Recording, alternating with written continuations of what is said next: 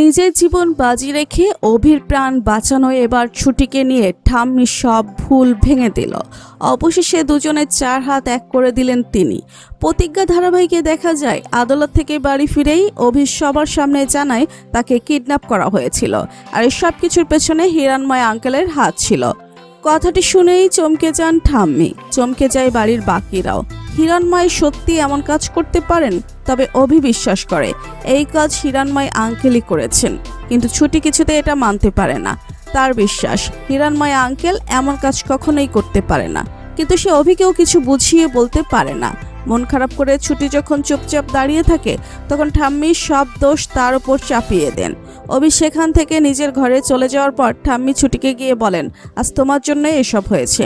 আমার দাদু ভাইয়ের কি হয়েছে বলো তো? সত্যিই কি আমার দাদু ভাইকে কিডন্যাপ করা হয়েছিল? এসবের পেছনে তোমার কোনো হাত নেই তো? তিনি আরও বলেন, আমার তো মনে হয় এসবের পেছনে তোমারই হাত আছে। তুমি আমার দাদু ভাইয়ের ক্ষতি করতে চেয়েছো। তুমি একটা অপয়া মেয়ে।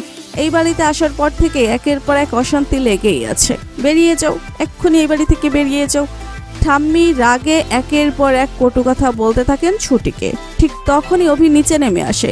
সে ঠাম্মিকে বলে, দাঁড়াও ঠাম্মি, দাঁড়াও। কাকে তাড়িয়ে দিচ্ছ? যে আজ তোমার নাতির প্রাণ বাঁচিয়েছে? কথাটা শুনে ঠাম্মি অবাক হয়ে বলেন, কি বললে তুমি দাদু ভাই? অভি বলে, হ্যাঁ ঠাম্মি, ঠিকই বলেছি। আজ যাকে তুমি ঘাট ধরে বাড়ি থেকে বের করে দিতে চাইছো, সেই মেয়েটি তোমার নাতির প্রাণ বাঁচিয়েছে।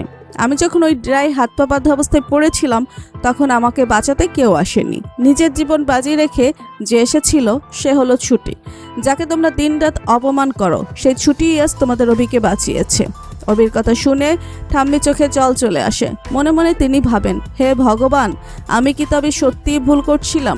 সত্যি কি ছুটি অভির প্রাণ বাঁচিয়েছে? যে মেয়েটাকে আমি সারাক্ষণ পরি নয় বলে অপমান করেছি, যাকে আমি দু চোখে দেখতে পারতাম না, সেই মেয়েটি আজ আমার অভি দাদু ভাইয়ের প্রাণ বাঁচিয়েছে।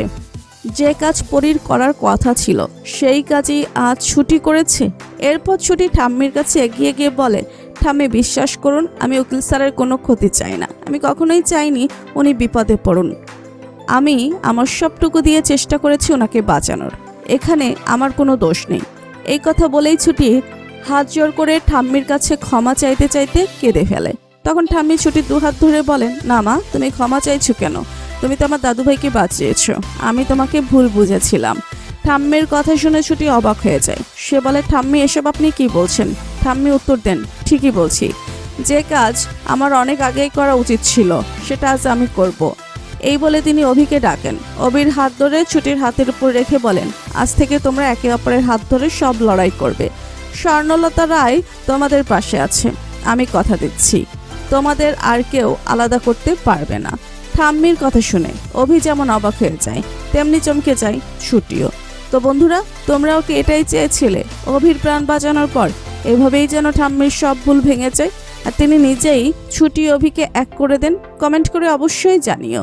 ভিডিওটি ভালো লাগলে লাইক, কমেন্ট ও শেয়ার করুন। আর আমাদের চ্যানেলে নতুন হয়ে থাকলে অবশ্যই সাবস্ক্রাইব করে রাখুন, যাতে তনু গল্পের নতুন সব আপডেট সবার আগে পৌঁছে যায় আপনাদের কাছে।